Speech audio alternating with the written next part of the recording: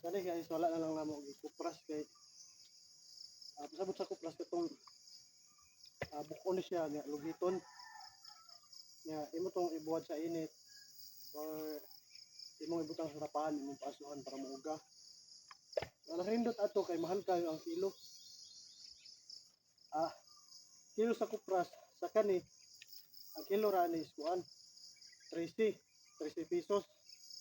Pero kung imo ning kuprason mo imong bukon lugiton kadto mas mahal to siya, nasa mga 70 or 80 ang kilo ato.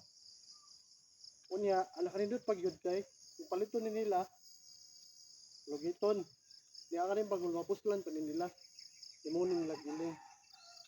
So times 2 ang nilang kwarta ilang kita. So inana kanindot kung imong kuprason. Problema dire kay wala pa ko kabuhat og kuan tapahan nga katong mo imong paluto ba.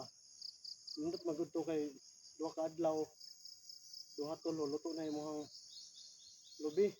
So pa-deliver to nimo so daw kung kita to tag 80 man 70-80 kilo. So mahal kayo. So inani lang mo gibuhat tibok na lang namo kay kuan man wala man may pakabot og tapahan sa bukid. Unya para less hassle na pod. So tibok na lang.